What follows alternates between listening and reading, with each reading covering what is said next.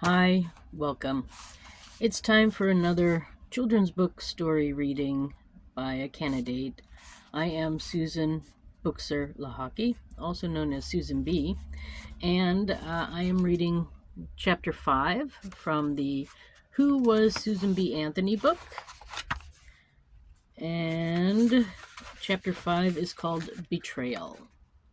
So let's get started. Welcome back. Elizabeth believed that if women worked hard for the war effort, they would be rewarded with voting rights when the Union was saved. Susan was not so sure. On April 10th, 1862, she was proven right.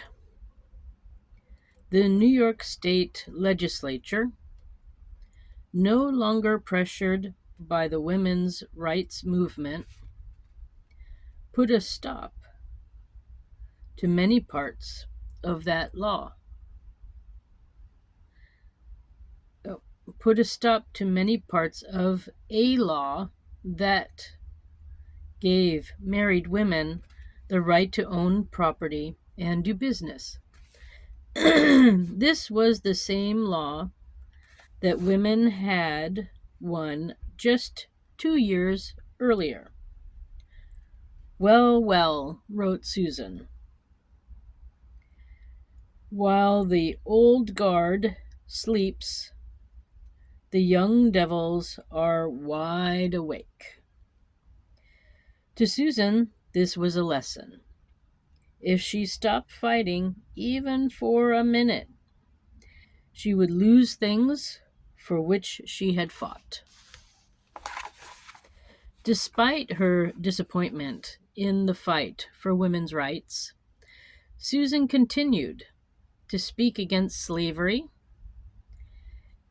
In early November, she returned to Rochester for a visit. One Sunday morning, Susan and her father Daniel were talking about Abraham Lincoln's recent Emancipation Proclamation. The proclamation freed all the slaves in the southern states. Daniel suddenly got a terrible stomachache. Susan helped him to bed, but sadly he did not recover and died 2 weeks later. His funeral was attended by many famous abolitionists, including Frederick Douglass. Let me show you. So here's the Emancipation Proclamation. And then here's Susan helping her father, right? Yeah, her father Daniel. Then Susan was stunned by her father's death. He had always been one of her greatest supporters. She hated to think of her mother and sister, Mary, living alone without him. But she knew her father would want her to continue her work. She and Elizabeth arranged a women's meeting in New York City. The women there fought for universal suffrage. That meant the right to vote for all people, black and white, men and women. With the end of the Civil War in April 1865, suffrage became an even more important question. A new amendment to the Constitution was proposed in Congress. The amendment would give black people the vote. It called for all citizens to have the right to vote, but defined citizen as male.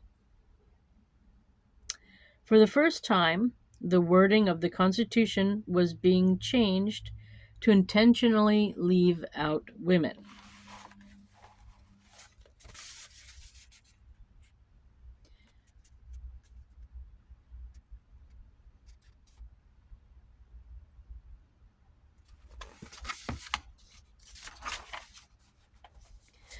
Susan was furious. The abolitionists had taken a good idea, votes for black people, and attached it to a bad idea, no votes for women. At a meeting of Anti-Slavery Society in 1866, President Wendell Phillips declared it the Negro's Hour. He thought it was selfish for women to interfere with black suffrage by asking for it for themselves. Elizabeth Cady Stanton snapped, "Do you believe the African race is composed entirely of males?" Susan and Elizabeth presented Congress with a petition for women's suffrage with 10,000 signatures, but abolitionists stuck to their male-only stance. The New York State Congress removed the word white from its own definition of citizens, but not the word male. The Anti-Slavery Society turned its back on Susan. They wouldn't even print her letters in their newspaper. "The gate is shut wholly," Susan said. The abolitionists accused women of trying to keep black people from getting the right to vote by demanding that women get their rights at the same time. Black women had not yet gotten much of a chance to organize themselves to ask for suffrage. But one black woman spoke out on the subject. Sojourner Truth said, "There is a great stir about colored men getting their rights, but not a word about the colored women theirs. You see, the colored men will be the masters over the women."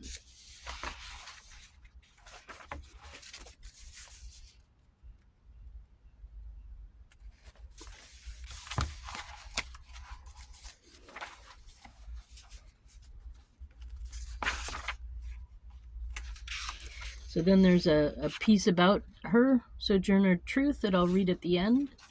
Let me continue with the story. Susan and her friends found a new enemy in Horace Greeley, the editor of the New York Tribune. The Tribune was one of the most important newspapers in the country. Greeley had once supported women's rights. Now he sided with the male-only abolitionists. He filled his newspaper with arguments against women's vote. "The best women I know do not want to vote," he claimed. He banned all press about Susan. If forced to write about Elizabeth in the society pages, he vowed only to refer to her as Mrs. Henry B. Stanton. In other words, he would describe her by naming the man who she was married to. He would never mention any of her own accomplishments. Susan and Elizabeth realized that if women were to get equal rights, they would have to fight for it themselves. Then it says here, Geo, Francis Train, Miss E. Cady Stanton, Susan B. Anthony, Corinthian Hall, Monday evening, December 2nd, 1867, at 12 o'clock. So I guess that's when they were going to have a meeting. Here's the editor of that newspaper who's censoring his information. And now here is the story of Sojourner Truth, and then that's it for this chapter. The next chapter is the Revolution. So come back next weekend for that one. Sojourner Truth. Sojourner Truth was born Isabel Baumfree in 1797. She was born into slavery in Schwartzkill, New York. She renamed herself Sojourner Truth after escaping slavery with her infant daughter, Sophia. Later, she learned that her son, Peter, was being abused by his master. She then became the first Black woman to challenge a white man in court and win. At a women's rights convention in Ohio, Sojourner delivered a famous speech called "Ain't I a Woman?" I could work as much and eat as much as a man when I could get it, and bear the lash as well. And ain't I a woman? During the Civil War, Sojourner helped recruit Black troops for the Union. In 1864, she met Abraham Lincoln. She famously rode horse-drawn streetcars in Washington, D.C., to show that Black passengers should be allowed to sit next to whites, and succeeded. She died in 1883. So here we go. This is a drawing of her. And I guess a meeting or one of her flyers for her speeches. Yes, an amazing woman as well. All right, so that's it for right now. Next week, like I said, I'll be reading The Revolution, Chapter 6 to you. I hope you enjoyed this reading, and thank you for stopping by. I wish you a nice day wherever you are. My name is Susan Buchser-Lochocki, or Susan B for short. And if you want to find out more about my campaign, my website is susan4usa.com. So that's Susan, the number 4, USA.com. All right. Have a good day. Bye for now.